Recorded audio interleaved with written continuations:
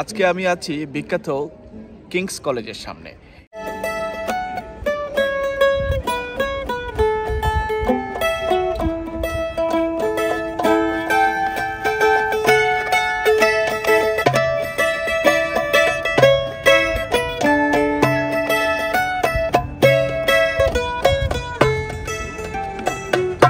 Kings কলেজের আমার পেছনেই আপনারা দেখতে পাচ্ছেন বেশ কয়েকটি তাঁবু আছে, যেখানে এখানকার স্টুডেন্টরা, শিক্ষার্থীরা তাঁবু গেড়ে তারা এখানে রাত্রি যাপন করছেন। এবং আপনারা শুনলে অবাক হবেন যে এই রাত্রি যাপন কোনো আনন্দের জন্য নয়, কোনো পিকনিকের জন্য নয়।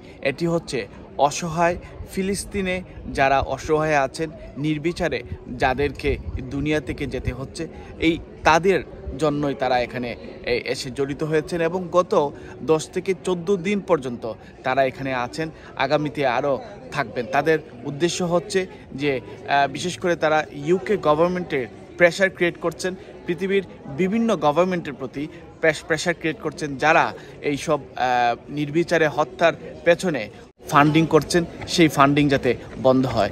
আর এখানে আসলেই একটি অন্যরকম ভালো লাগে, কারণ এখানে একটি ইতিহাসের জায়গা, একটি ঐতিহ্যের জায়গা।